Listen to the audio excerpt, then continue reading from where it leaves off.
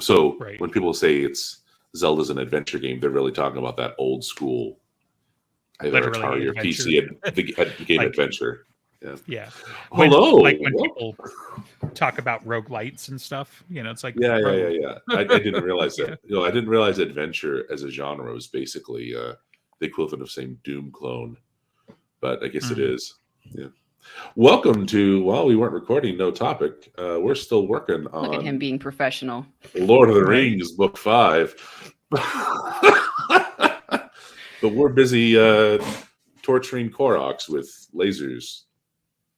I haven't gotten that far, but there have been a couple of times where it's like you see one and I'm like, no, I'll be back for you later.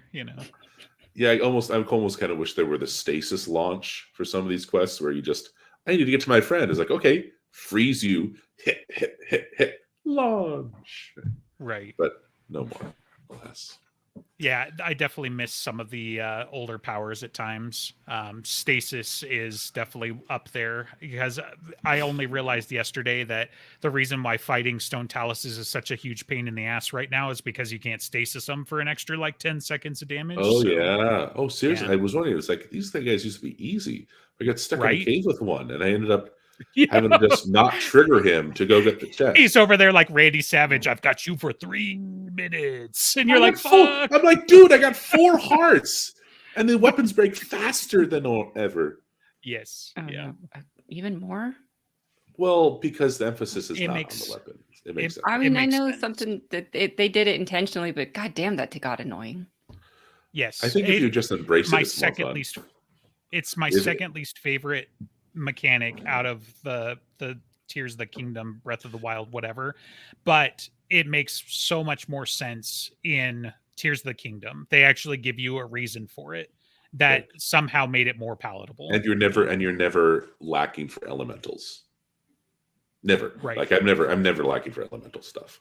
If I wanted Yeah. it, I could just make it. So that's, I think if you just embrace that the weapons break and you get that little notification, you're like, okay, chuck the spear now, and then switch to something else. It's satisfying. But if you're hoarding, if you're hoarding stuff and trying to play conservatively, you're gonna have a bad time because it'll be really difficult. But yeah, I think the game's a lot harder as trying to solo it if you don't embrace the new mechanics. The first game, I could just kind of build up stamina, light a fire, go into bullet time, done. But you can do that, but it also takes like 2 or 3 more steps in Tears of the Kingdom. So like there's a mechanic that I didn't figure out until like a week later that it's like it's everywhere and they're like, this is how we want you to do it.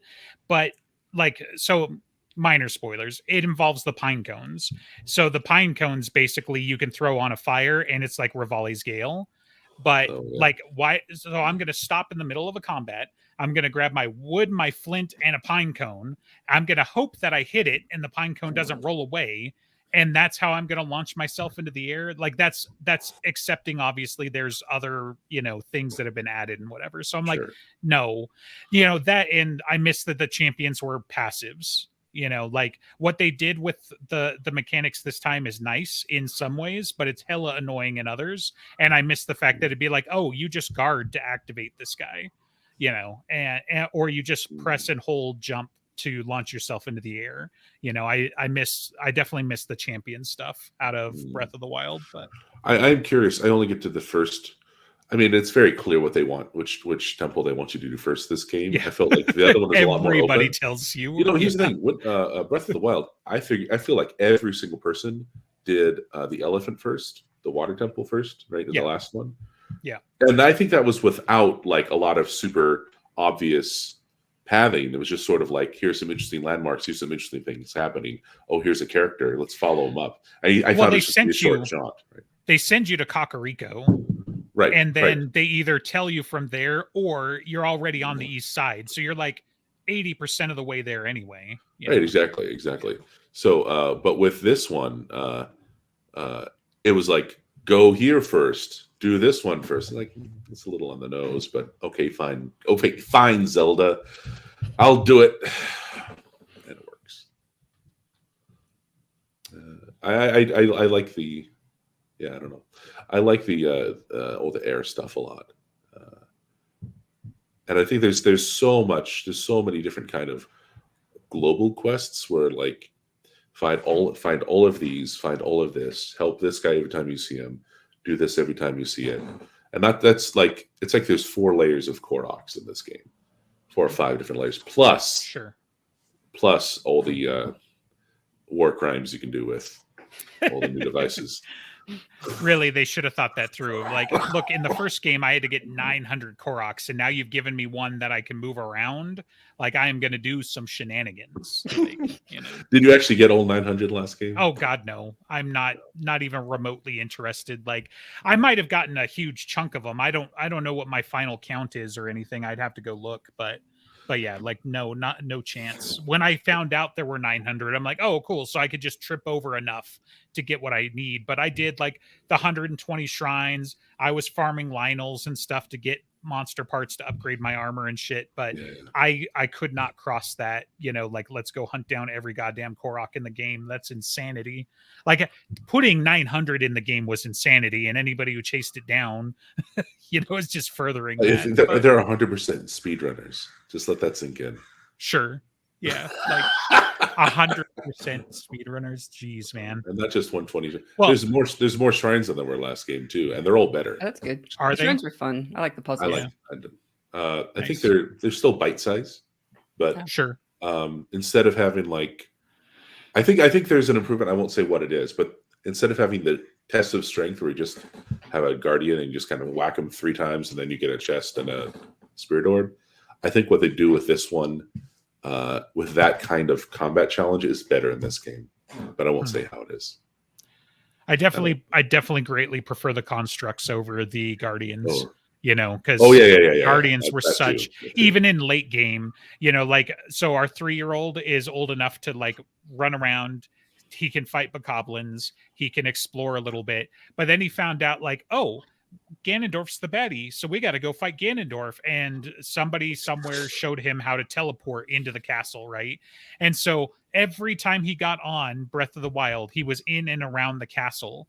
And then he's like, will you go fight those guardians? Will you go fight Ganondorf? And it's like, no, because the reward isn't there for me, right? Like, I don't want to just go smash my face into an army with guardians. Like, I don't need anything from this. I have a tree branch and a sturdy stick. Go Yes. defeat the Guardians with my Boko Club.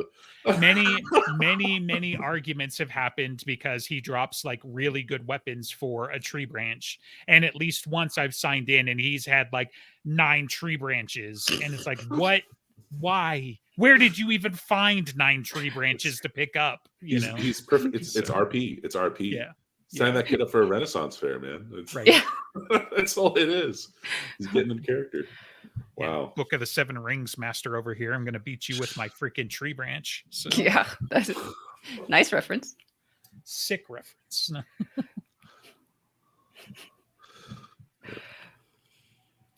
Yeah. So I will say, you know, I think this might be the last big game I get with all the little ones now. I don't know how I'm going to have time for anything. Yeah. So what you do is you get them into it. Yeah. Oh, And they'll yeah. sit right next to you and they'll watch you play them because Yeah. it's like, okay, I mean, I don't tend to play the video games with the controllers because I'm already shit at a mouse and keyboard anyway. And so when we're playing Tears of the Kingdom, I'm watching my husband play. Oh, So it's like, no, this is just how you do it. It's like, I can't play Dark Souls, but I like want to girlfriend consume Dark reviews Souls. style. Right? So he plays Dark Souls and I get to Yeah. watch. Right. This, you just have to set up. I mean, and they're girls, so it's a little bit. I think that for some reason it's a little bit easier to just like you can just sit and watch. Well, so Wait. the game we play going to the park is I was trying to teach my daughter about street light. We live in the city now, right? So this means stop, and you know, of course, wait for the green light, red light, stop and go, stop and go. So I was in the Mario and Rabbids sequel. It was on super sale, so I just picked it up. That's okay. Very repetitive. I stopped about halfway through, but she was like standing on her little horse in front of the TV, her head blocking the screen, and amazed at what we were doing. And so whenever I moved the characters and then stopped moving the characters, she just stop, go. So we called it, now this is the game Stop and Go. Nice. I just don't want her to become a couch potato like me, so I've got to develop better habits. Right. Yeah, I want they- skinny kids, not Yeah. Kids my size. They definitely learn. They definitely learn by doing. I mean, when they get older, it's a little bit easier to outsource some of that because you can send them to daycare or school or Sure. something. But like today after the podcast we're going on an adventure, we're not like amazing at it either. But it's like it's really nice outside, which is kind of rare for this time of year. So Have you been Sure, getting sure. all that Go. smoke? yeah, exactly. It's Yeah. mostly been blown out because we've also been getting our daily rainstorms. So that's nice. Yeah. you That's know, I don't know. so- Sometimes it's been mixing. It's like so I can't tell if it's mist or it's smog, but regardless, I don't trust Yep. it. And it's just like the smoke has been terrible. Other than that, Yeah. I love the rain. And it's not even Americans this time. The freaking Canada's know. on fire, so Get your shit together, Canada. Where are you? What state? I'm in Utah. So Oh, I And I'm didn't. in Denver. We're just on the So other we've side of the got- mountains. Oh, okay. right, okay. exactly. Yeah. I didn't see anything on the Facebook feed, so I wasn't sure there was. I don't know. I would have said the news, but it would have been disingenuous. I don't watch the news. But so there's fires. There's fires on the state line there. They're somewhere in Canada, and Oh. the smoke is blowing all the way down, and it's just been Wow. sitting and hovering Gnarly. over the city. Following the mountains. Not like you could tell with Denver, but it certainly hasn't made things better. So Mm. too subtle. Sorry, I'll I'll step it up. So Salt Lake City's not amazing either, but like the worst part about it is our geography, where our topography really, because we're literally a bowl because we're built in an ancient lake bed. And so when that shit happens, if a windstorm, like even a light breeze doesn't come in to like just whip it up and out, Yeah. we're gonna sit Yeah, there for it weeks, just sits. Denver is So- not usually too bad. I mean, I'm not inside the city, so I'm just kind of like outside and I get to look over at it.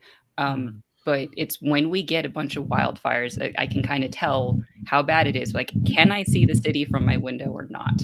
And I haven't been able to Sure. several times this week.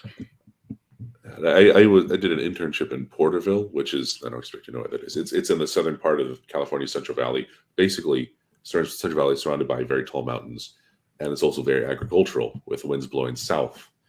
And so it's at the very southern end of that, so it gets all the dirt, all the dust, all the pesticides.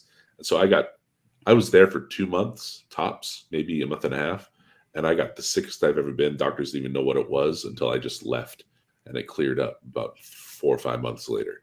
Right. It's that air pollutants is no joke. And of course, I always felt better whenever I went from Porterville up into the mountains or into the Indian reservation nearby, where it's higher elevation. It's a little bit above it all. Yeah. Yeah. So the bowl, I believe you. It's no joke. It's no joke. Do you have asthma or anybody come down with anything like that? Like not officially. My aunt has asthma, and I think Sure. her son, my cousin and whatever. But Just allergies. like, then. it's allergies, even though I'm not really officially allergic to anything and all of this other stuff. But yeah, like somewhere around March, April, May, it's just all sinus. It just all is just like compressed and terrible and whatever. So I'm actually just getting over, most of 2 months of just like, just sinus, infection, for lack of a better word, where it's just like everything is in here and I've got constant migraines and just whatever. And Right. hopefully over that for the most part. And then around September, through there, it'll kick in again with the seasonal shift. And like it's funny because it's enough time in between that I always forget it until I'm a few days or a week into it or whatever, and then it's like, oh right, the weather shifted, it's like raining outside or it's snowing outside or something, so the barometric pressure really does exacerbate it at times, I feel like. And it's like, oh yeah, it's gonna precipitate today one way or another, but yeah, it's wild. Yeah, So- it's it makes me feel really old when don't really notice that there's a storm coming in, but my knee starts to hurt, and then I look outside. It's like, oh, my knee knew before I did. Yeah, It's an old timey anecdote. There's a rainstorm coming in. Yeah, there's Yeah. something about as the pressure bones. drops. I busted my knee when I was a kid, and it Yeah, just wow. feels like it swells inside, and it just feels really funny. If I'm like doing too much during that time, it might start to hurt. Yeah, I don't know. That's the sort of ailment you should have while in a rocking chair on a veranda, surrounded by, Yep. bug-proof And like a shotgun and yelling at days, kids, get off my lawn. Yep. Oh, just sipping some sweet tea. Just sipping just some work sweet on the tea drawl and judging and be people. You got to get inside, partner. Why? Because the storm's coming. So, are you close enough to tornado territory where you just sit on your porch and watch them come in, or is that not where you are? Oh, okay. Yeah, the mountains don't allow for funnel But I thought the Denver's formation. right on the edge. I knew Denver's right on the edge. Colorado will get tornadoes once in a while, Yeah. but in my specific area, we're too close to the mountains for that, so it's fine.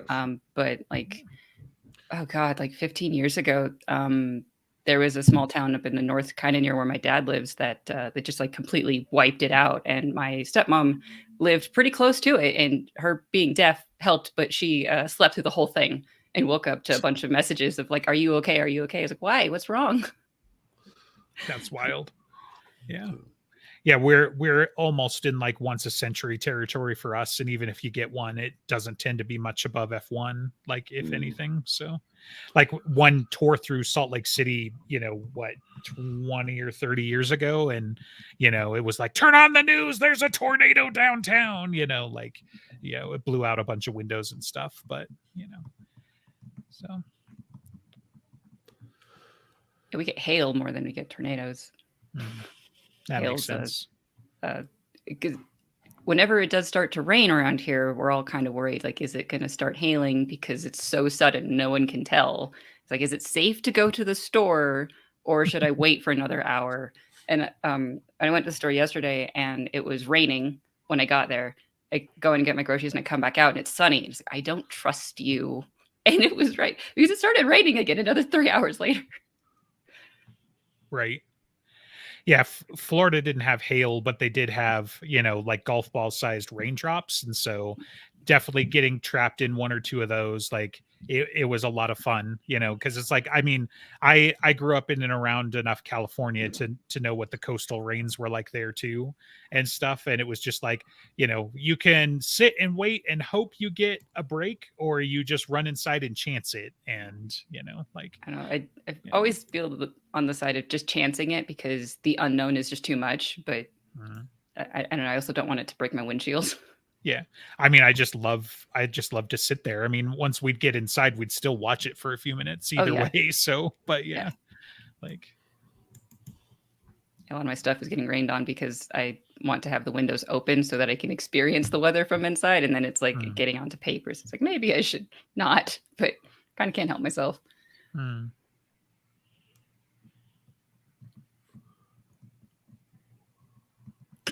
We're old and we're talking about the weather. About the weather. Yeah.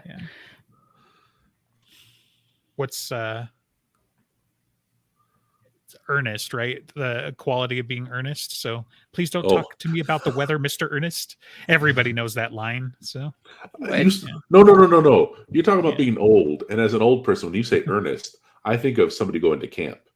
A very different Ernest. That is Ernest goes to camp. Okay, I guess I'm not old. You have lost me. What are you talking about? Oh my goodness, there's these great. Okay, Jim Varney, this guy. I'm so sorry, everybody. I'm so sorry. Did these commercials where it's just a camera in his face? And he's basically playing an annoying neighbor, and he's a huckster for every kind of product. And in the days before viral, these commercials, these local TV commercials went viral, and he became a minor national celebrity with all sorts of awkward, and I say 90s, I mean, it's kind of like a mix of Jim Carrey with a redneck, but also more like a Jerry Lewis. So just kind of like awkward, dumb Gomer Pyle kind of character, really. I mean, that kind of like dumb hick character. Sure. Yeah, so that's the character he's playing, and there's a whole bunch of kids movies that came out at this time, like Ernest Goes to Camp, Ernest Died, or whatever. So it's you got to look at them. It's kind of a one note thing. It was super popular for a couple of years. I must have slept through it or something. Well, let me see. What's the height of Jim Varney? Let's see. It was like 1988 to 1994, something like that. 1987, 1994. Yeah, basically just before my time. Yeah, he died in 2000, so he died before a year. Man. Actually, he played Jed Clampett in the Beverly Hillbillies. Wow, and he was I don't Slinky think Dog. that's gonna win her over. He was Slinky Dog in the first 2 Toy Story movies. Right. Well, I've seen Toy Story. Yeah, that's like his last role, and then he died. Okay. Toy Story 2. Anyway, I just looked it up. Know what I mean, Vern? Anyway, yeah, it's fine. They're not timeless. It's disposable. It's disposable franchise entertainment. It's fine. It's fine. It's just memes. Memes, yeah.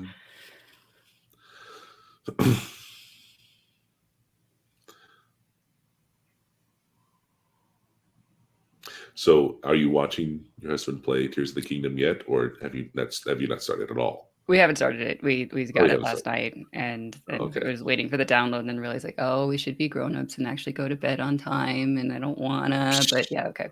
So we have 3-day weekend, so that's just what we're doing. Yeah. I was up That's till a- 1, so yeah. Like I think I threw in the towel at midnight, and then honestly, it was like more like 1:30 because I was like, RPGs and especially Tears of the Kingdom, I'm the worst with just one more. Oh, there's just a shrine right there. There's just this one guy I've got to talk to. There's just, let me pick up this weapon or go get this chest. And I'll 5 minutes myself to death because that's kind of the bite-sized adventure that you can get in Tears of the Kingdom. And then it's like, I'm on the other side of the continent and I don't remember what I was doing. And it's been 2 hours. There's actually a video that Game Maker's Toolkit just came out about the original, Breath of the Wild, and it had the same design philosophy where it instead of telling people, here are the paths and you just connect things, it just lets you look at it yourself, and every time you move the camera or every time you move the character, something else would just peek around the horizon. It's like, oh, what's that? Oh, what's that? Oh, what's that? And it was kind of a self-guided distraction machine, and it's good at that. Yeah, which is why there's 900 Koroks, because literally there's something to do every 20 feet, basically, in the game. Right. Just, yeah. I'm picking up every rock. I feel like the Koroks are a little bit less just rocks. There's some, but there's a lot more just spare rocks around. It doesn't work as well. Right. Just pick up every rock. Yeah, I do the same thing often, but yeah, in Breath of the Wild, you were very often rewarded by picking up some random rock, or you had the whole like, oh, there's the circle ring and a rock, and so you know exactly what to do with that. There's less of those types of Koroks, but certainly if there's a rock in a cubby hole or a rock on a precipice or something like that, or in a landmark, still landmark one, yeah. So this makes sense.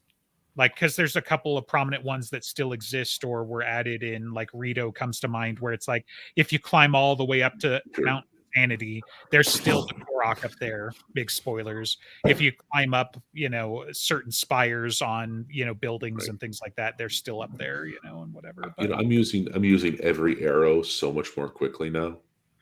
Well, and it was There's funny so because many special status effects. Finally, I felt when I grew up, I felt like status effects were always such a jip in RPGs because they never quite worked long enough, and the bosses you always wanted them to work against. They're bosses so much fun. So, but there's I don't know if I guess I haven't done a real super boss other than just the one, but I feel like all the big enemies are all susceptible to everything, and it's wonderful.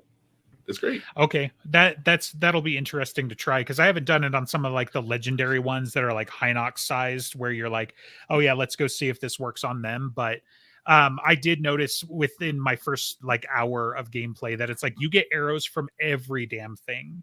You don't find rupees anywhere still, but you find arrows, because arrows are the currency of this game, because that's how they feed into one of the mechanics. And so you don't get 5 to 10 flavors of arrows, you get arrows. And then you do your own stuff with them, and it's actually wild and fun. And so it's like, it was funny because I was down to like 120 arrows a couple of days ago, and I'm like, I don't know, I'm getting kind of low. And then today I'm up almost like 400, and it's just like you just get so many arrows because you should use them for everything. Yeah.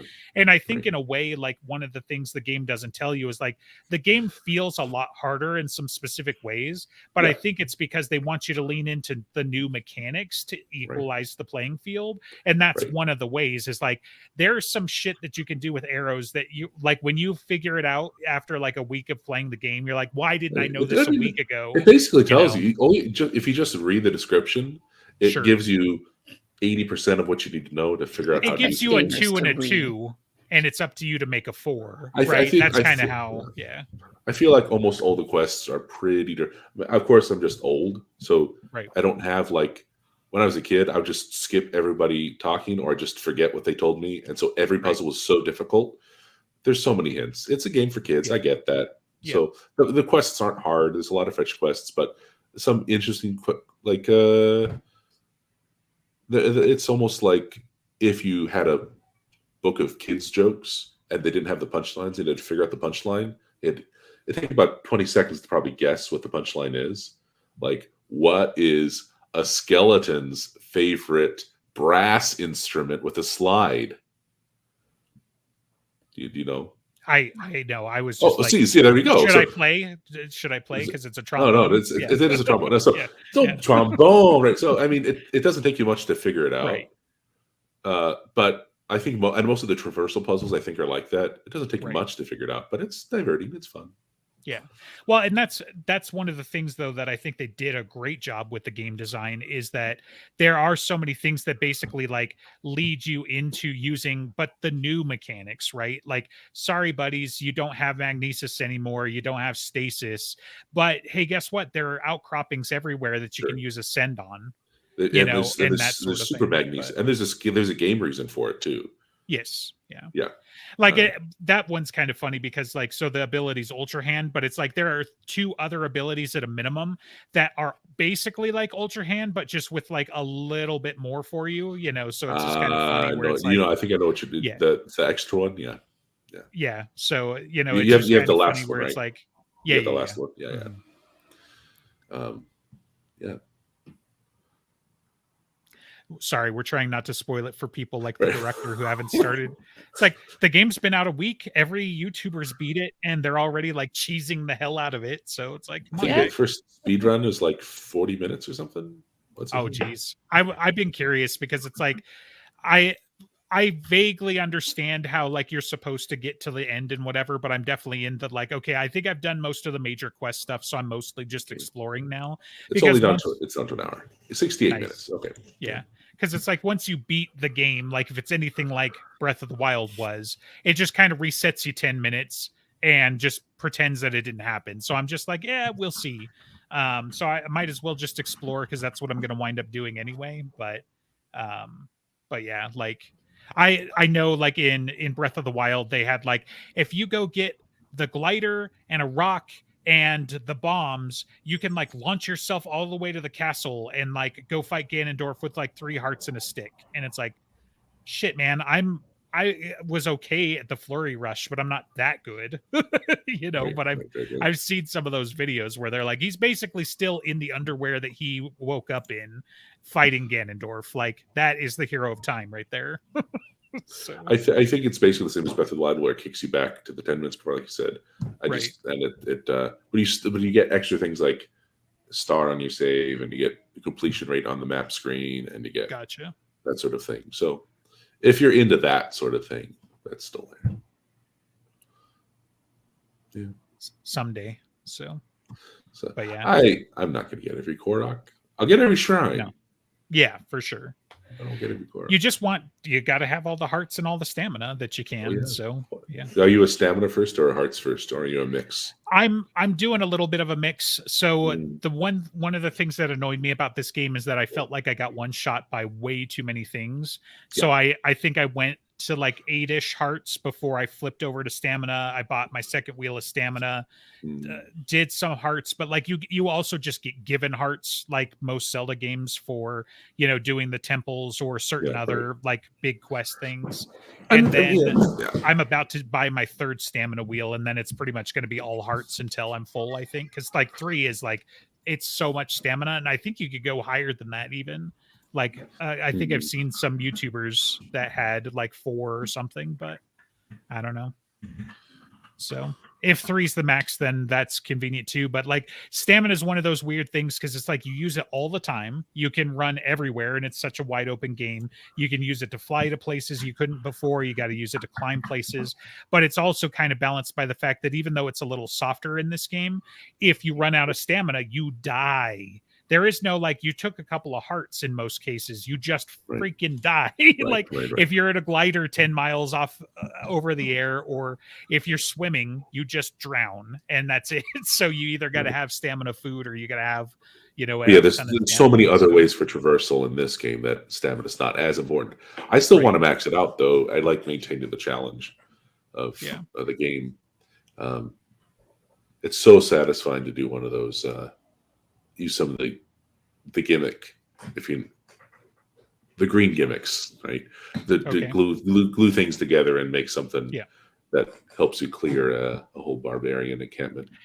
I need to get into that more. Like it's my potions of this game, if you understand what I'm saying, where it's just like, I've got all of these resources that I can't be arsed to use because what if I need them later? And it's like, no, this is the later. And so like for breakfast, basically, like I went to a town, I got a shrine crystal to go open up a shrine, and I spent 30 minutes carrying it to this place. And one of my new least favorite things is that when you save and reload, it reloads the zone and it resets things. It doesn't take a snapshot of where you are and what you're doing. Certain things will reset, and that can be used for abuse, as people are already finding out in this game. But what happened in this case is I was on this huge cliff face above a waterfall, and the shrine was at the base of the waterfall. That one, So I took a crystal and put it on a board so it would float, and I threw it and then floated down. And I was like, yeah, well, it's a little far away, so I can't use the abilities to like move it. And now it's sunk in the water, so that's kind of a pain. So I reloaded my save. 30 minutes of progress just evaporated, and I had to go get it. And so I was like, nope, I'm going to do one of the things. And so I built something real quick, and it took me like 30 seconds to get there. And I was like, I should have just done that in the first place. So that's where I'm at with it. Like, right. You know, Well, I think there's a nice gameplay loop because in one area you need a certain kind of item, and in the rest of the areas you need items that only get there. Right. You know, so it's like that. One layer provides something for you to survive the other layer, which provides something to survive the other layer. Right. And so the things interact very, very well, I think. Yeah, I'm gonna share this story because it's, I don't know, maybe it's too telling, but like if you've seen any of the trailers, you'll probably get enough of it anyway. But my oldest just had a moment which was hilarious because it could have been amazing, but it was amazing for different reasons. But he built himself something with big wheels and flamethrowers on the front, and he decided to ride it into battle. And you can hear the death metal kick off, or Fire the Valkyrie or something. And Mad Max, Fury Road. He's riding to war, right? Small problem. He's got like 1.5 batteries. 10 feet before he makes contact with the enemy, the battery dies. And he just hunkers down, and he's like, nobody can see me, nobody see me. And he's just waiting for them as they swarm over his now dead in the water vehicle. But it was so amazing because it was such a metal moment that just fell right on its face, that it was like, that was hilarious. That's what you want to upgrade. That is the big thing to max out. Right. So I am a proponent of kids playing video games because of exactly that kind of problem solving. Right. Like, he's not going to do that again. He's going to learn from it, or he's going to fail again. Yeah. But at least he was safe the entire time. You know? Exactly. So, like, yeah. I will say, in the big Nintendo games, there's basically no consequences for death or player failure anymore. Like Right. Mario, the last Mario game didn't even have lives in it, right? These, I guess, I don't know, 3D World or whatever it was, but Mario Odyssey did. With these two Zelda games, you die. Oh no, game over, continue. You're in the Right. same exact spot, Right. and you have the stuff you had before you died, Yeah. like before you even tried what you're about to try, Right. and that's it. Yeah. So, I mean, you lose the maybe some of the bonuses you might have had, but that's it.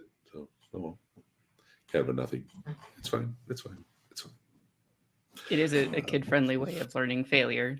So growing up playing Morrowind, it's like I just learned every 5 minutes I'm hitting F5 to quick save. Or like, I'm Mhm. going to try this thing. I don't know what it's going to do. At F5, I'm just like constantly trying to hit save on everything. Right.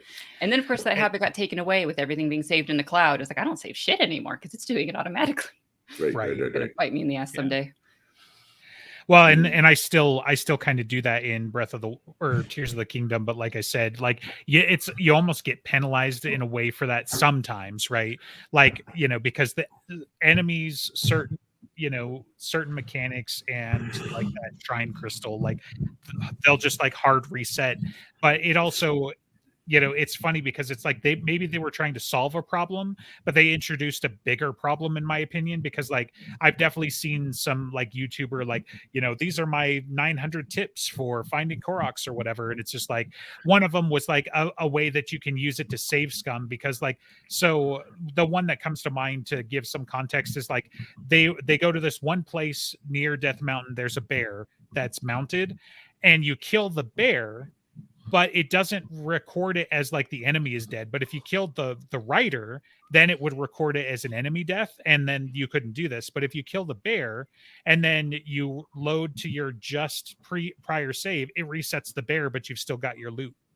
And so they're just farming this bear for materials, and it's just like, yeah, I know. That's what a boring way to do it. Like, there's Sure, item sure. duplication, get Like, glitches. go and kill monsters. I'm not going to ruin like the the hero of economy of the time. game.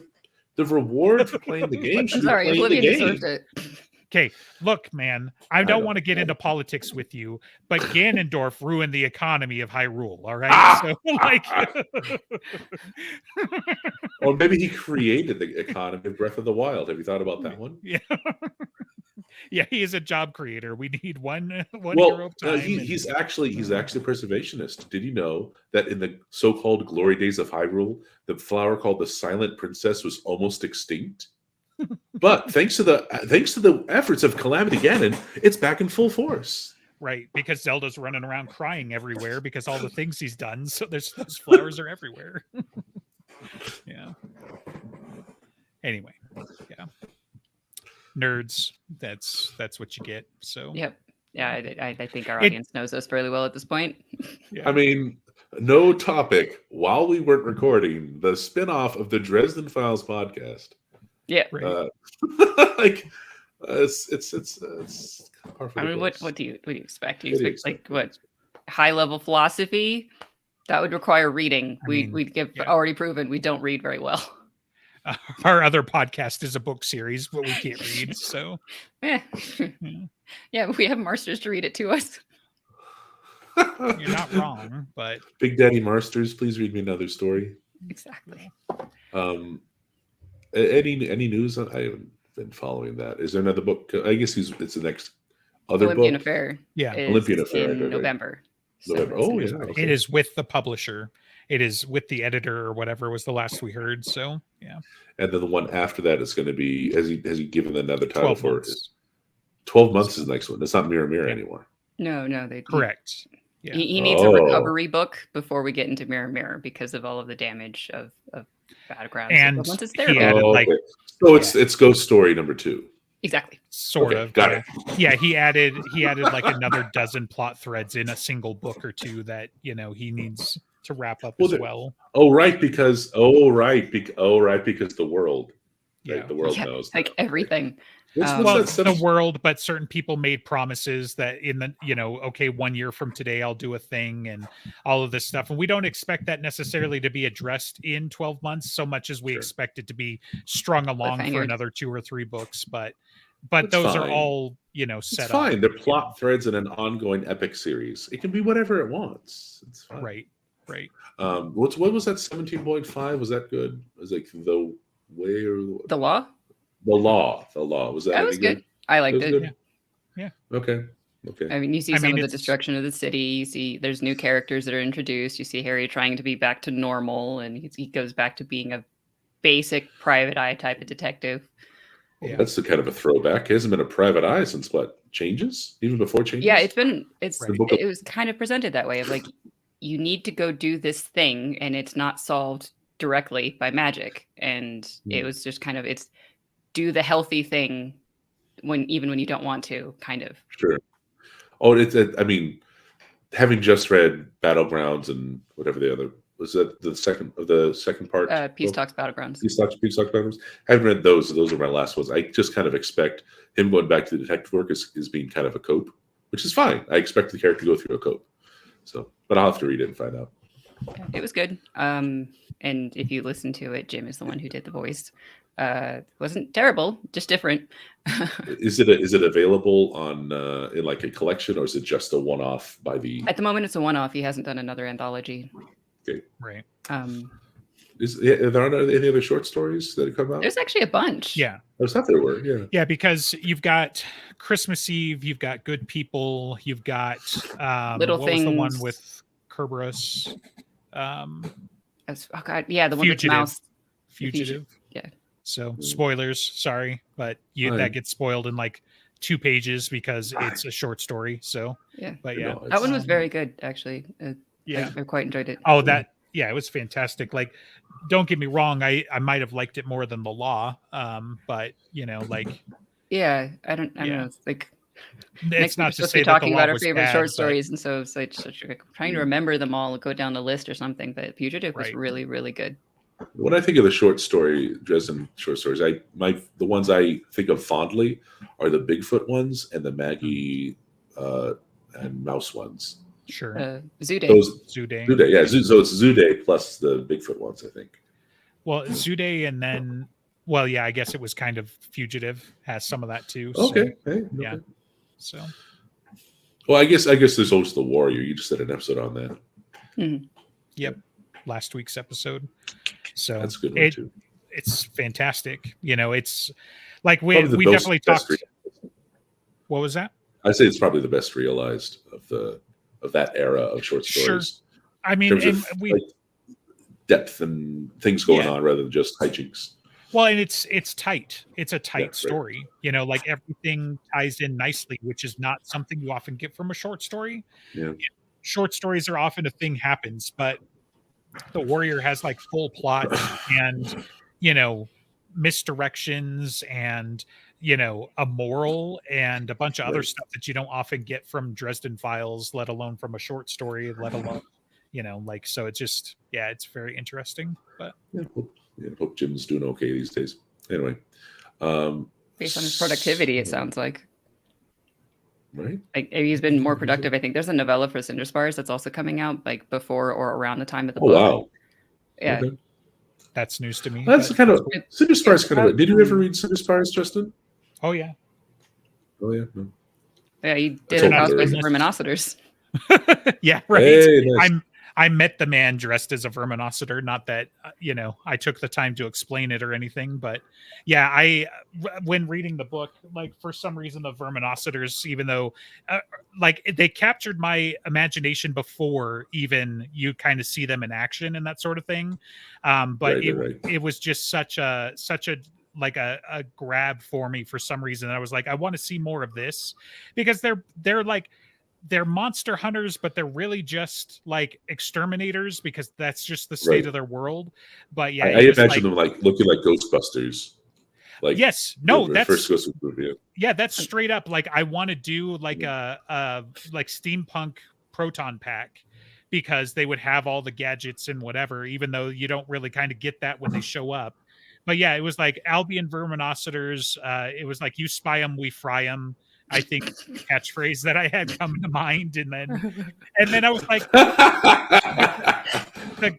Ghostbusters thing was like, sometimes there's going to be something too big for like your run-of-the-mill Verminocitor, right? You're going to have your advanced Verminocitors or whatever, and so you've got like the 6 dudes with, you know, proton pack types of attachments. They're the guys that run the flamethrowers and the laser guns and whatever else. But yeah, it was fun because I went to like a surplus store, got a helmet, painted it up, you know, everything like that, and you know, it was just, I had a friend do a what is it, like can't think of the word, but she did the sticker, basically a vinyl sticker that we put on for it. So yeah, a lot of fun. So I'm curious where that series goes. It has a very different tone in a lot of ways, and weird characters that I think were very well realized in that first in Cinder Spires. What was the first book called? Cinder Spires is the name of the series. Aeronauts Windless, right? Yeah. So that had a lot of interestingly realized characters with some weird flaws and some interesting dynamics, and I'm curious to see where the world goes from that. Hopefully, those are well planted seeds and not just kind of a one-off. I mean, it's always hard to tell in a series, but I'm in. Yeah. Mm-hmm. I feel like it's almost like it would have been like to read the Codex Alera when it was first coming out. Oh man, I know, Justin. It's not one of your favorites. You should. But I didn't have a good introduction. I've got a bunch of those books too. Like maybe someday I'll sit down and read them, but you know, like it was just, I just didn't like the narrator for the audiobook I had, but yeah. So and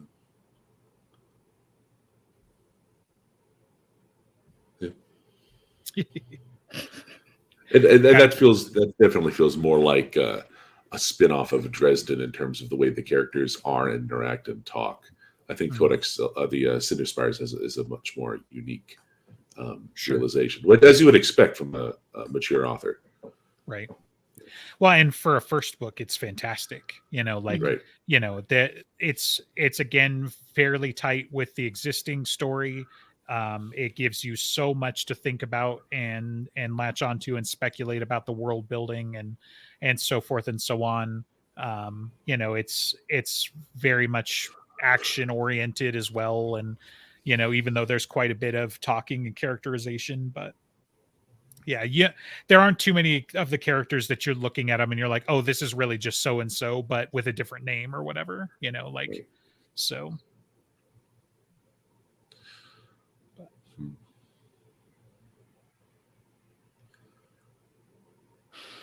Yeah, you know, even in Dresden, there's sometimes some characters who are almost palette swaps of each other, or do the similar kind of things. You always know it's a powerful guy when it's a guy in a suit who just kind of stands there and is someone who cares about the neatness of his office, which was a fucking dead giveaway. Or who's not amused or impressed by the hijinks and just does a slight little motion and Harry falls to the ground or is blown away. Or look, man, we also got to give credit to Slithers like a snake, because Marcone and a few other people, like, then he moved like a snake and, you know, something cool happened. But yeah. And then the mentor character arches a brow. Right. One brow like that. Just one? Just one. Can you not do that? Well, it's that and the beard flourish. Oh wait, that's a different. Yeah, sorry. Yeah, I mean, Dresden's very much a pulpy, you know, kind of book, right? It's just like that's what it's doing. No, it's I love it. Yeah, it's not a complaint. I'm just saying, like, I'm not complaining about fried chicken. I love it. Right, the memes and the references are the point, and so if you're not enjoying that, you're probably going to have a bad time with the book, you know. So yeah. The world, I mean, at least the smart assery. I mean, half the memes and references I don't necessarily get, but the tone still sells it now. So yeah, yes, I do.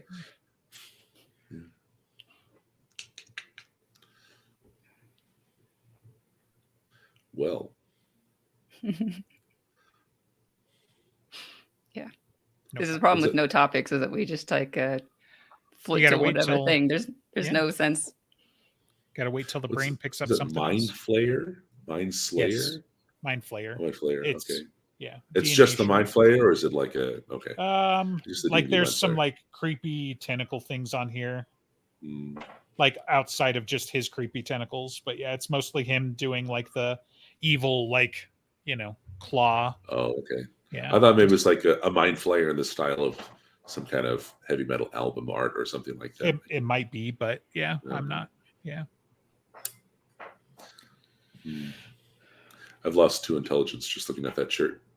yeah, probably. See, that's You a gotta watch compliment, out right? for that That's like, shit. Yeah, get that reference? Oh, yeah. that It was sounds like an subtle, insult. but yeah, right. Yeah, backhanded compliments are the best. No, it's a What was that? it's a front-handed insult. I mean, it's not a Right. it's not an insult. It's just I just saw a community clip. People who've actually watched the show would know, but it's the what is it? Aggressive. What is it? A compliment? A complisalt, I think is what the word was, or whatever. Right. So Oh god. yeah. Like, Explain sir, you can't go brag in there. What are you gonna? and- Yeah. The explain to Yeah. brag was right after that. It's like, you can't go in there. What are you gonna do? Twice as much work for half as much money? Thank you. Like, yeah, we call that a complisalt. Just call So, it. yeah. God damn, So, damn it. Yeah. Go I've look seen up the Community clip. thousands of It's- times. Was this is a show? What show was this? Yeah, Community. Oh, yeah. Never got into that. Do it. Yeah, I didn't either, but I should probably. So yeah, but Yeah, it's We're having very good. We're having trouble finding a show for watching. We just finished Bluey. Like, we usually do 2 episodes a night. We got to episode 27 of season 3. yeah, Now I'm done. There's only the Forbidden episode that's not on Disney, and that's it. That's all that's left. right. Yeah, and well, they're coming out with more though, right? So I'm sure, but I think they've got more on air in Australia. We just get them like 6 months after, but yeah, if they're very much worth it, like even to the point where it's like, so, you know, my brother is the cool uncle and doesn't have kids, but he's aware of kid things at times, and sure. you know, he's like, oh yeah, Is we just everyone watched this that age is just a man child? Well, I mean, we are both men children as well because we're nerds, but that's how that kind of works out. But yeah, he, like last week, he had just seen the like I need 20 minutes episode for the first time, so he was referencing that. It's like, where's mom? Well, she needed 20 minutes. So Oh, yes. but it teaches really good stuff at times, you know. So Right. Yeah. Yeah, it's amazing how much is there, which is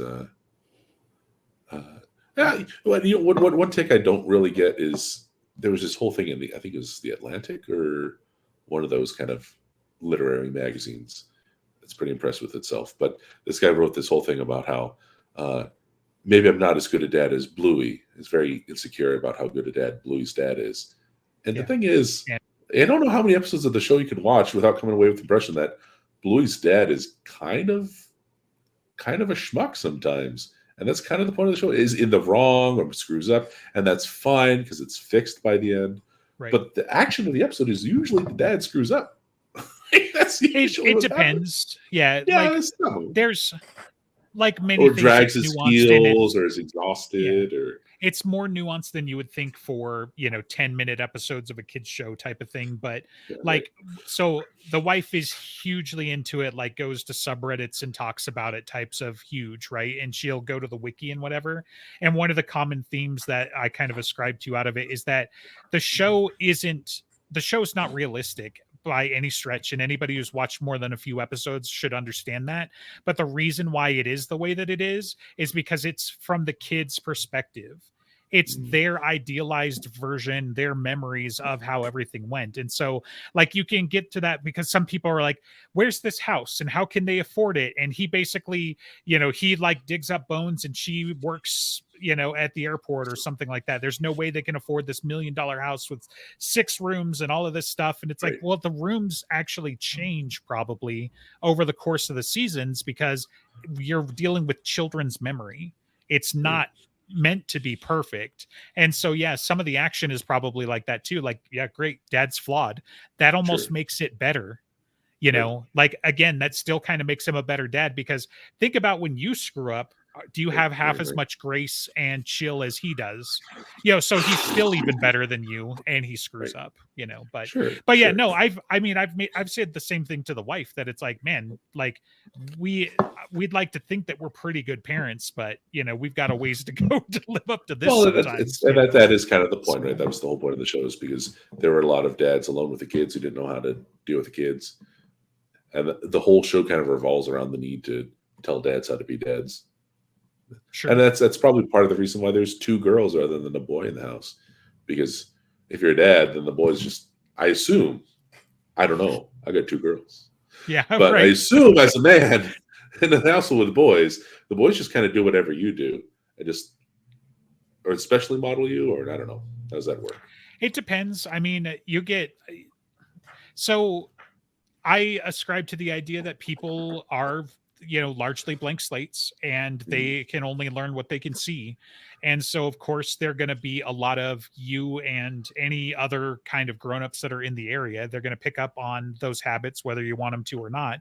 But at a certain age, when they start going to school and making friends and stuff like that, then they sponge that. In the modern age, you've got CoComelon and YouTube and a bunch of other stuff. Instead of just sitting them in front of the idiot box like you used to, you've got a much smaller, more portable idiot box to put them in front of. And it's much more idiotic. Yeah, right. Like, whether I like it or not, my oldest has seen enough YouTube that he starts to talk like a YouTuber sometimes, where he's like, instead of like, oh, hey, I'm going to open my presents, every now and again we got to give him crap because he's unboxing it, or like there's some parlance that is the showmanship bleeding through, and it's like he doesn't even understand why he's doing it. And so it's like, you just got to try and get them a bunch of different things and whatnot. But I also like roughhouse a lot with my boys, much more than you'd see in Bluey and whatever. But some of the episodes are good though, because Bandit still roughhouses with Bingo, and so there's like a whole episode about using your big girl bark and all of that. And so like we have that conversation with ours, where it's like, hey, I thought I was being gentle. If I'm being too rough, let me know, and I can be even more gentle and stuff like that. But it teaches them how to communicate. So, but yeah, there's a funny thing I saw on the internet. This is the kind of content you have on no topics. People tell you about tweets and memes they read once. Well, we talked about whether now we're parenting. So, yeah, got it all. No topic. Oh boy. Okay. The word salad is our episode today. So that there's this one where it's like, I knew my kid was watching too much YouTube when she fell to sleep, was drowsy, and instead of saying good night, she said, don't forget to like and subscribe. Which I think whatever the original wording was, I'm pretty sure that was actually accurate and not a joke, because that's exactly the kind of thing that happens with kids. Yeah. Well, so I was just saying earlier, I was telling my elder daughter, about the stop sign, right? Stops, except the flashing light that says stop for don't cross the crosswalk right now is next to a bus stop. And so she always associates stop and the word stop with a bus. So now buses are also called stops. And nice. Because when I drop things, I say, uh-oh. And I was throwing her diaper over to the garbage can for a long time. Her diapers are also uh-ohs. Yeah.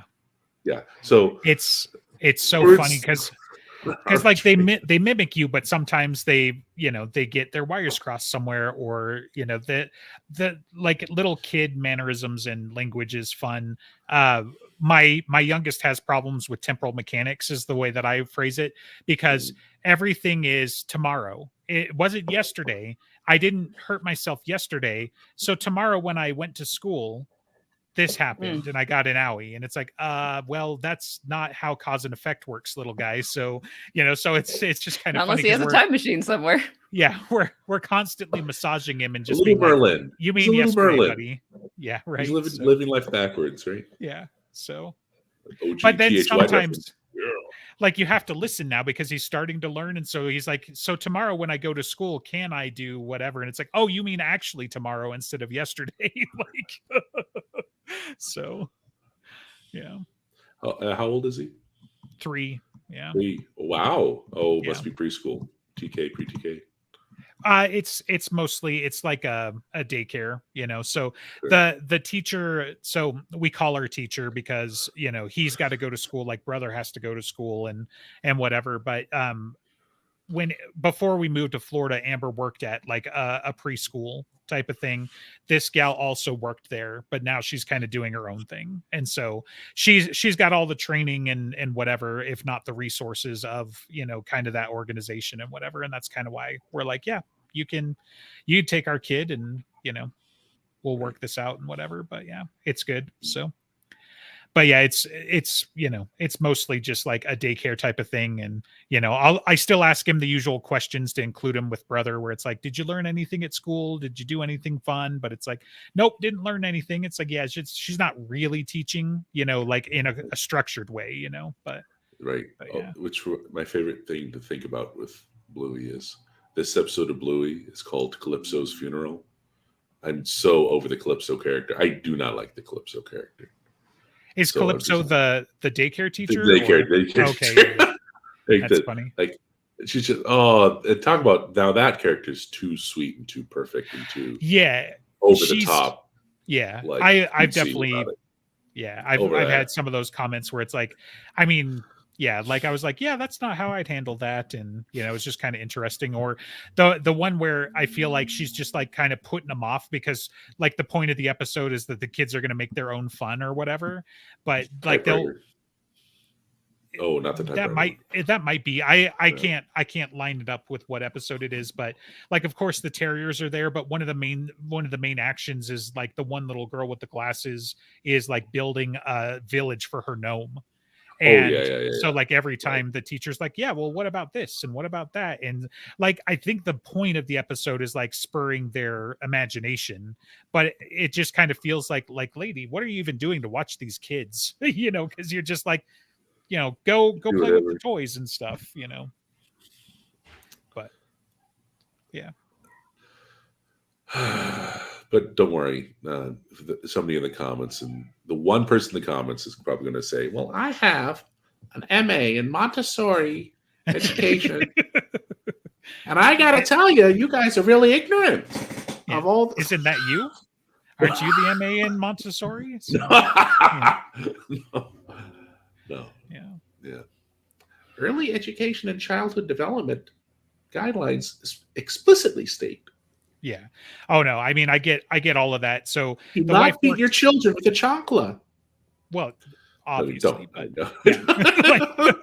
Just to make sure the joke is understood. But yes. Yeah, like so the wife worked at this preschool, and then she's actually going to school to be a teacher, and then another friend it literally just walked for her graduation for the same thing. And so it's just like, yes, I do get to overhear that. Last night's conversation was me and my brother talking about Tears of the Kingdom, and they were talking about, you know, classroom what is it, classroom management, what they were on about. So it's like, I was like, see, and this is why I know that I can't be a teacher, because, you know, like the way that my dad taught me to manage certain situations involves certain kinds of body language and psychology that people don't approve employing on children these days. So right. You know, I'm more like the kindergarten cop classroom management, you know, where it's like, I never saw the movie, but I just assumed that at one point he takes out his gun and shoots the ceiling 3 times. You should watch the movie. I'm not going that far. I was thinking more like, you know, at one point he screams "shut up" at all of the kids. That's generally frowned upon, like,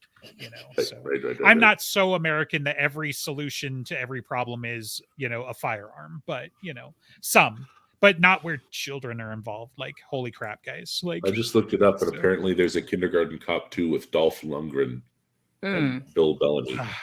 Okay, so you lost me until you said Dolph Lundgren, and now I feel like I have to watch it. Oh, like, no, don't you? Because does he sit there? Is there at least a moment where like someone's like, "Oh my God, you've got to save so and so," and then he's like, "If he dies, he dies," because I would be into that movie. Like, I'm just saying, like, "Oh God, Timmy's on the high jungle gym, like the monkey bars," and he's like, "If he dies, he dies." You know, perfect, the best movie ever, and I'm gonna go write it right now. So yeah.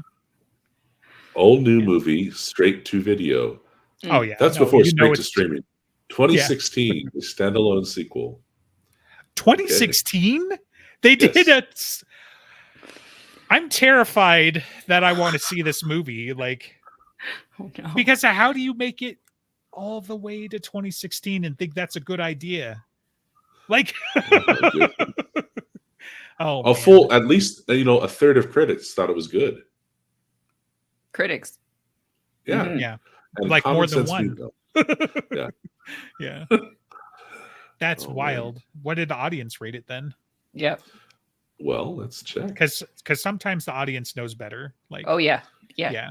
Well, I they're- don't really. if the Well, critics okay. comment but the audience loved it, go see the damn Actually, movie because compared to the audience score, this was a critical darling. It's 24% audience approval, 29%.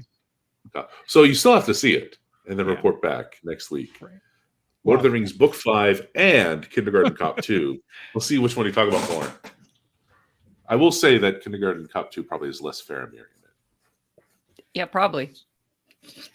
About 100%. Now, so disturbingly, I'm not sure how old that actor would have been when Kindergarten Cop came out. Like, was he old enough to be one of the kindergartners? Like, 2016 is after. Oh, you're talking about. Oh, I see. The Kindergarten Cop Yeah, 1. but Schwarzenegger one. yeah. Okay, Kindergarten. You have to say Kindergarten Cop 1 from now on. Shoot. I'm gonna. So I had to go look it up because the other movie that it's like it's kind of beloved, for us, but not well received in a wider audience was like the Crocodile Dundee, trilogy. there's Let's be some- real. Yeah. And so I just went to go look up like the Crocodile Dundee in Los Angeles, and it's like 11%, and then the audience score was 25%. I'm like, yeah, that's actually matching. So maybe I do have to go see this movie. There Oh, are some man. movies that are just so bad that it's fun. Right. God, there was one example of saying a few days ago. Now I can't remember it, but I guess on the topic of Schwarzenegger, we recently watched True Lies for the first time. We'd never heard that's of a it before. fun movie. Yeah, Is a That was fun great. movie. What weird. Let's be careful with this because that's a national treasure. So How have I not heard of it before? And also, that's it a was great fucking question. weird. Yeah. It did a lot You're of weird. fired. Come on. Like we quote that Uh, all the time, because I- it was like, yeah, did you ever kill anyone? Yes, but they were all bad, like all the time. Why does he call we himself gonna Sans die? Yep. Tarantula? Right? Yeah. I'd say it's working. So yeah. Why does he call himself Sand Tarantula? Probably because it sounds scary. Like, Yeah. like I did enjoy that the all of terrorists the just got completely rants- forgotten about in the middle of the movie. It's like they're gonna walk Right. in. They better walk in right now. right. All of the she's cheating on me nonsense and the whole like give me the goddamn page, just Yeah. like The Tom and Arnold I've- character was hilarious. yeah, I've definitely tried to work into like what kind of sick bitch takes the ice cube trays out of the freezer. Like it's just so good. The ending where it's like or what is it? I mean, certainly it is the ending too, like, but the dancing where he's the guy in the van. And so, he's like, I really hate you. Like, you're listening to me, right? Like they're just waltzing and, it's so good. Come on. That's a fantastic movie. So It was strange. It was enjoyable, but we were like sitting there like, what the fuck is happening? it's a spy movie, but it's like it's not Mr. Bean levels, but it's like, his life is, it's not James Bond, it's somewhere in between, I guess, but I don't know. I don't know how I would describe it, but yeah, it's like, and they play it straight for the most part too, I think is my favorite part. Like, it's just like, it's a kind of a comedy, but it's just played straight, so it's just so good. Gonna go watch it later. No, I don't know. The bridge is out. Schwarzenegger- I mean, I just was joking that we need to do a good rewatch of a lot of Schwarzenegger movies because Kindergarten Cop came up as a topic of like, I loved that movie as a child. I watched it, I don't know how many times. I haven't revisited into at least 20 years. So what would it be like now? right. They're still charging $4 for Kindergarten Cop 2 on Amazon Prime. That's just highway robbery. So, That's where the library comes in handy. yeah, right. Let's see here. Yeah, the library. Yeah. Oh boy. What? Yo ho ho. Okay. What? Mhm.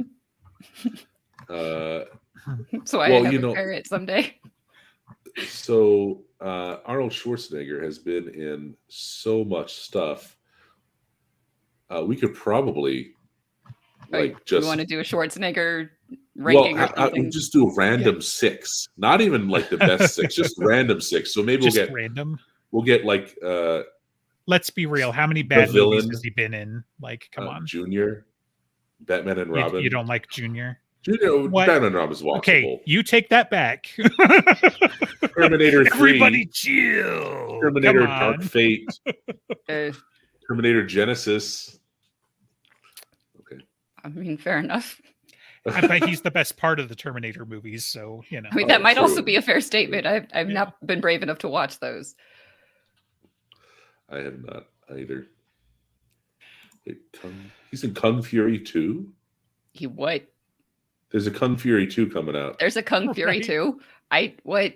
I was like, that was the more news. Like, oh my goodness. Oh my goodness. I have to go tell my husband right now. But he's the president. They're doing another Conan. And really? Yeah. The Legend of Conan. So I mean, maybe we get Conan the King or Conan the Emperor or whatever they've been on about for like 30 plus years. I've never seen that Conan movie. We might. He's in a Chinese film. You've never seen Conan? I don't think so. Oh, I don't know. I ever saw it once. We have to finish Lord of the Rings. We cannot keep putting that. Fine, but after, I don't think I'll have time in 2 weeks to actually finish this book, given some other shit that's happening. So, maybe we do a random.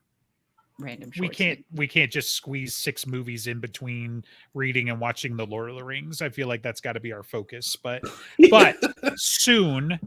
And like, I'm just going to tell you by like objectively, Conan's not going to age well for a lot of people. You don't watch Conan because it's the best cinema or because it's aged well. You watch Conan because it's Conan and you you gotta like all. Yeah, no, I want a barbarian and thews and something that doesn't quite line up. Right, and James Earl Jones is the bad guy, and he is.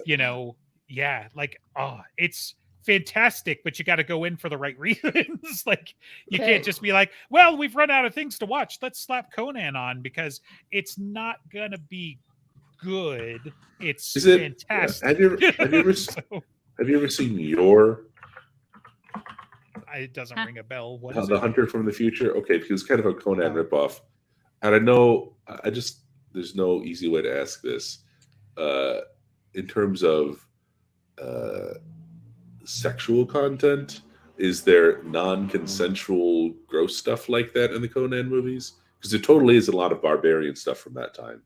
Wait, have you not seen Conan either? I have not seen Conan either, not since I was a kid. I just want to make sure it's not rapey.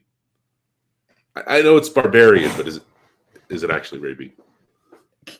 I don't think so. Like it's good. I hope it's not. a movie from the 80s, right? So like some of those definitions weren't, they weren't on the front of everybody's mind whether they existed or not. So I don't think so. I don't even based on books from the 20s, right? So that's what I'm saying. Yeah, sure. It's even worse. But yeah, I don't think he does, and I don't think really there's even like there's hardly even any like TNA period, that I can remember. It's not really that kind of movie. Like you do kind of get the one gal who's like running around in the female barbarian armor. So there's going to be stuff to look at, but I don't remember.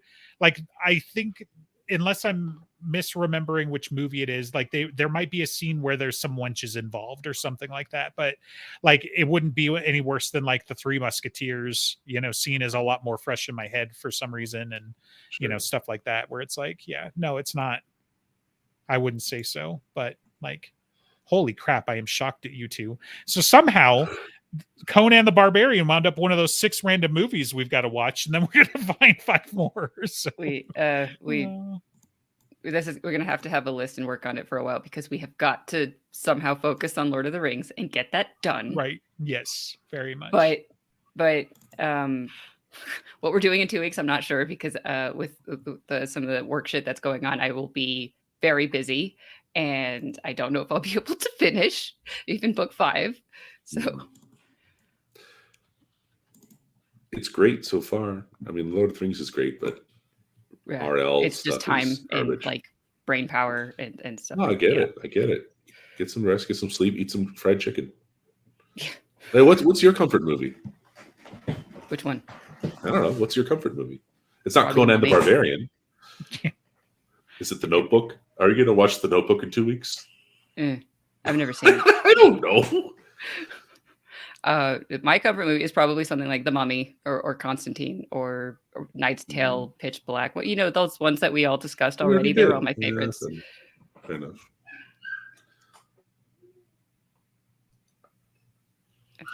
I don't know how I would answer that because it can change with the mood, you know. Yeah. So, like, you know, recently I had to throw on First Contact because I was in a space battle kick and I needed to see the Enterprise E kicking some ass. Oh, though Star it's Trek for- First Contact. Yeah, Okay, not even though it's Contact. only for like 30 seconds. Right. Like this puts me in a very, very tiny subset of nerds, so I know I'm talking to myself.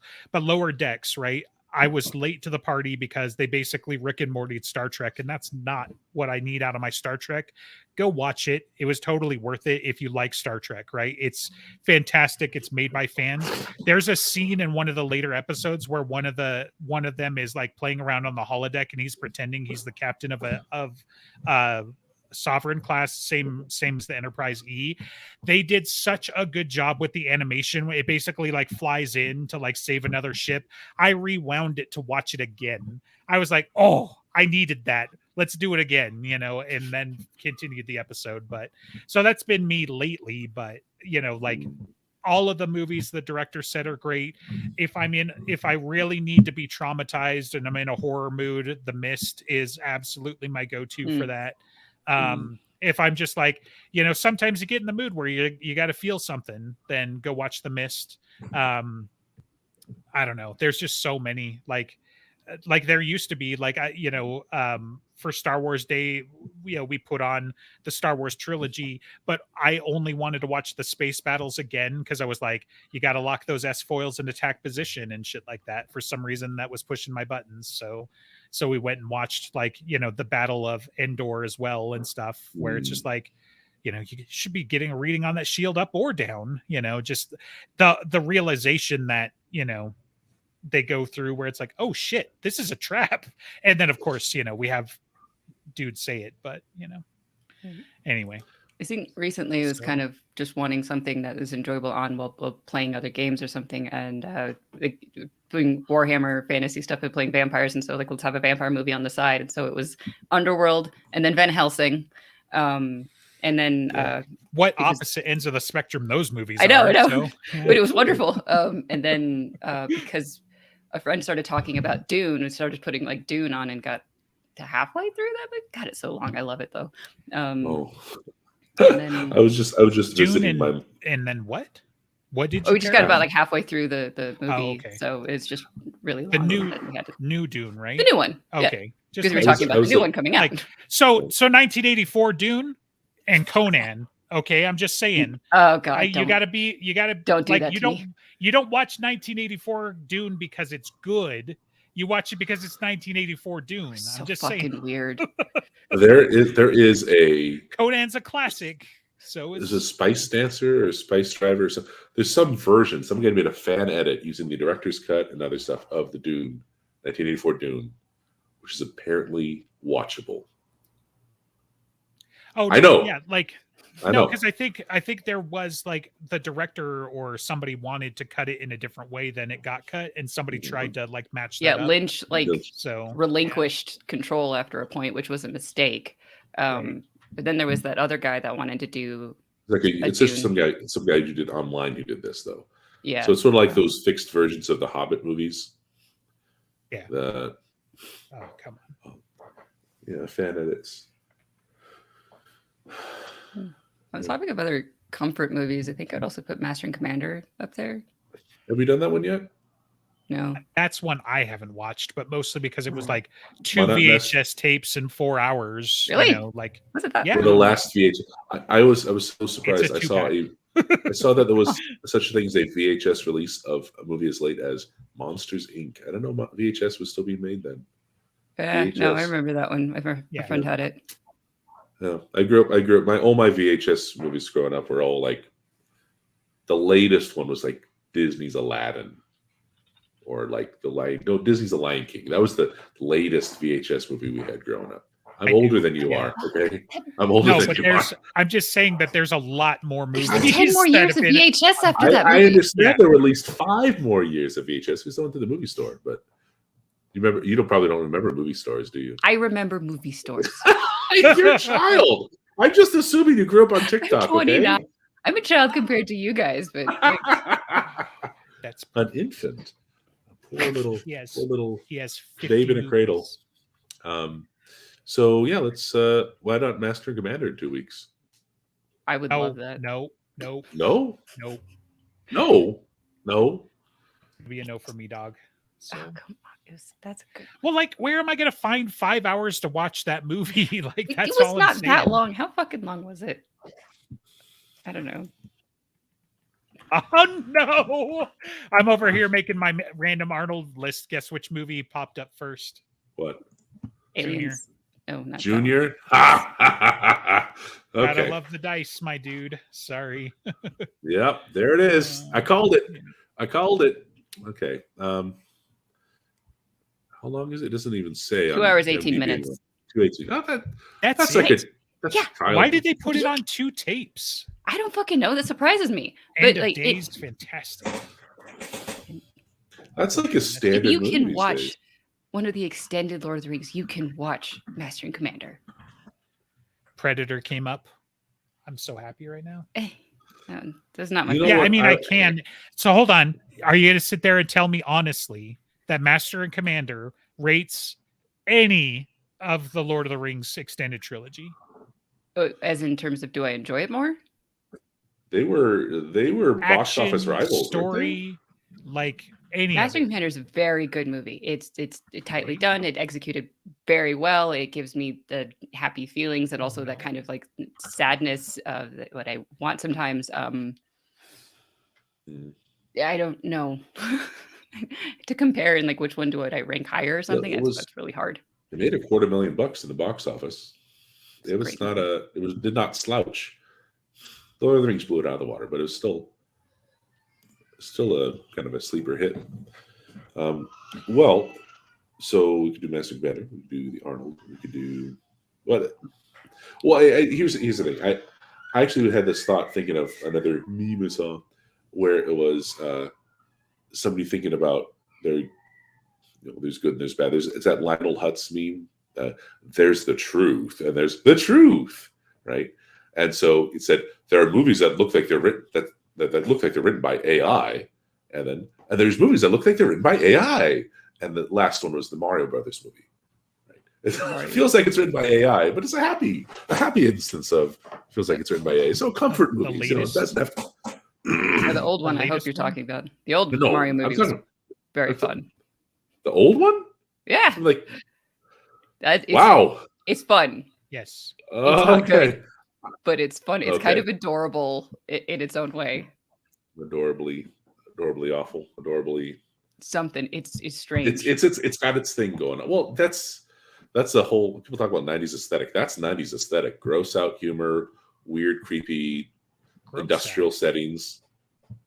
Yeah, no, that's a huge hallmark of. I'm just trying to remember what generic part of movies. That movie.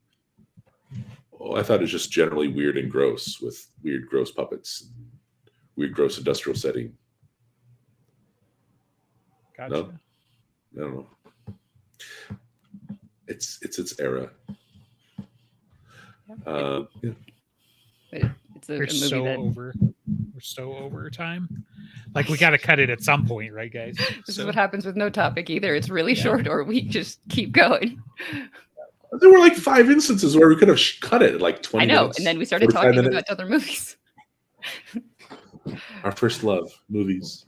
All right. So I will figure out Master and Commander at some point, but I think that's another one where it's like that's going to have to wait until after, Lord of the Rings. But is it you really like it that much? Damn it! I really like it. Yeah, no, it's. I just feel like I don't know. I'm not sure if I'm going to trade this for Conan because Like you gotta see Conan, but do I gotta see? Yes, Master but like Commander? the Schwarzenegger is a bigger project. Master Commander is a Well, one-off. yeah. Yeah, it could have been a franchise, but it's not. I mean, based on books that there's like 20 books of him or something like that. It's like I don't know. There's something that's great about, I guess, the Age of Sail and I don't know. It's a very Well, crap. masculine story in a way that I really enjoy. See, I knew Russell Crowe was the captain, but I didn't know Billy Boyd was in it, James Darcy, Paul Bettany. So I guess now it's got its hooks. Do they employ broadside tactics? Do we get to see a broadside? So you get to see Age of Sail battles. Okay, close enough. Yeah, It'll probably help. They talk about like itch, having so, what the fuck is that phrase when they have the wind? Fuck. They talk about the tactics. Okay. All right. I'm in. It's a very masculine story. So we're going to do this after Lord of the Rings, and then we're going to do Arnold? Is that what we're doing? I don't know. Or whatever the fuck we're doing in 2 weeks. Right. Well, then I figure in 2 weeks, Master Commander. Then we finish Lord of the Rings. Then we do the Schwarzenegger project, and that'll take us into 2025. Accurate. I was like, that's a little long, but probably accurate. Probably accurate. Probably. With all the no topics along the way, we're fine. It's fine. It's true.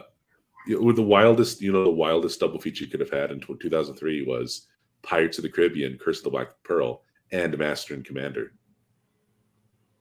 They came out the same year. Nice. Yeah, I remember, and I loved Curse of the Black Pearl, of course. Right. And I had a friend in high school. Very different movies.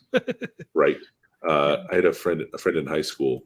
I mean, they came out months apart, so it's not necessarily possible. And I had a friend in high school who said, "Oh, have you seen Master and Commander?" It's like ship battles. Oh, I like Pirates of the Caribbean. That's like a cartoon. Come on, man. You don't just drop anchor and do a tight left turn. Come on. Tight turn to port side. You gotta whip open your ship. Right. Yeah. Right. Well, but certainly Pirates of the Caribbean is clear. fun. Right? It's got zombies and ice fallout. Master and Commander's got a bunch of British people in hammocks. So this will be the first time I see Master Commander. Thanks for selling it for me. So. I haven't seen it. I haven't seen it either. I haven't seen Conan or would. Master Commander. Wow. What? I saw it. I was in high school at the time. Right. How am I the only one of you two that have seen this? It didn't sound entertaining at all. It just have you heard about what they talk about with like the Irishman and De Niro, right? Some of. Have you seen the movie? No. Do you want to? I have no idea. Master I'm and Commander. conflicted. So like I'm not conflicted. Like it just was one of those things where like I understood that it was a slog and you just really had to be into the subject material. And I was just like, none of this sounds like a draw to me per se. But at the time, I wasn't like using the word broadside on a daily basis. So, like I was aware of it, of course. But like, again, it's got a weird kind of like interface right now with the whole like broadsides and space battles and stuff. And so, which is a terrible space tactic, by the way. But if you got to put more guns on a point, that's a great way to handle it. So I'm just saying, like, I think that's where it's going to get in, where it's like, okay, this is ship battles enough, but no, and it's been a long time. Like some people, it is a classic for them, and some people have never ever seen it. But I feel like I'm gonna treat a meme that I see once in a while of like movies that men love and versus what women love, and like how different the scores are between them. And Master and Commander is one of those that men really like and women really don't. And some of that has to do, I think, just with ships. Like women don't like move anything with boats for whatever reason, but men do. And there's something in that story that seems accurate to it. And it's just, I don't know, this is one of the points where I trend a little bit more masculine than the average woman. Is a masculine story of fighting and honor and war and suffering. And I love it. I mean, now you're selling it. So do they sing a sea shanty? Yeah. Is it good? Fun. Mm-hmm. Yeah. It's, yeah. It like, where are we on the R scale? Like, is it like blood and guts or, Because now I'm There's, like got to gauge if I got to stay up late a couple of weeks to watch this. There's some but- explosions. You might see people flying. I don't remember if you see body parts. You see dead people, but there's a few funerals. Sure. Yeah. I Got a mean, link for you. yeah. I was gonna pull like Parents Guide or something, but Sure, you know. sure. This is okay. I guess this is the one I thought of. I didn't know there was another. Well, I think this is one that comes up for those, but yeah, like I just Sure. Google it and then whatever's the top result. I'm not very discerning. There's It's like large. they sections usually of tell it- you why they hate it, and they were like, "There's sexuality in this movie because two girls kissed," and I'm like, "Yeah, I'm okay with my son Yeah. seeing that." You There's know, no like, sexuality in know, this but- movie because there's like no women. That's not fair. You can't just But say it's that. like- This is the but there 21st is- century. It wasn't according- then, but it is according now. to this website, the HMS Surprise is referred to as a she, and occasional sexist comments are made about handling her. They're sailors. Look, man, That's- I'm That's a I'm just fucking- saying, you're asking about I- can your boys no, handle I'm just that? gonna say, like, That you seems get like a the group of strongest dudes thing on there. together and you make something. No, anyway, so I- I'm not a stranger to that, but you know, Well, I mean, it's you're thinking about your sons, right? So sure. Maybe I should think about that more, but yeah. So, I don't know. You asked, Right. not unsolicited. well, I always have to definitely- check it because I just want to make sure I can watch it with my wife or not. So right, and that's, I mean, for me, it's the kids. Like the wife gets more upset that I watch things without her these days, but it's like if I wait for you to Mm. be, you know, available or mentally ready or whatever the case may be, like I can't get shit done sometimes. But sure. you know, so but yeah, like what I was gonna say, like about the whole, like it's those kinds of sexist comments still kind of fly under the radar for me sometimes, because they haven't been called out enough. And so you just gave me food for thought where it's like, okay, you're right, maybe I shouldn't teach my boys to say shit like that. Maybe I should think about it more. Not that it's like I run around talking about, you know, ships and masts and stuff, but you know, yeah, you got to watch out for those, you know, other flippant random comments. Like kids from the 90s, right? They called everything gay, and now you don't tend to do that, but in the 90s that's what everybody did. So you know, but anyway, Ships have been called she since like ancient Greece. This well, is yeah, just- and they probably had like suggestive comments, but are we saying that in the 21st century we want to carry all of the sexual prejudice of the Romans and the Persians into yet another century, or does the line get drawn here, this far and no further? Sorry, too much First Contact, but anyway, so it was the perfect moment. I had to capitalize a little bit, but it just you know. doesn't matter. And It's the one of those things that's that a just Ferengi. doesn't Sounds like a matter. Ferengi, like capitalizing. yeah, that too. So, oh, now I want a Ferengi philosopher where he's like, you know, it's Latinum, but it's like Latinum for the soul, you know. So, There was All an right, I'm episode ending where this shit before Grand you lose me even more. We're so over time. It's like, you're not allowed to get back into Star Trek. I'm saying Grand Nagus Zek, and that one episode. Okay, keep going. yeah. And that's it. Cut. Bye, everyone.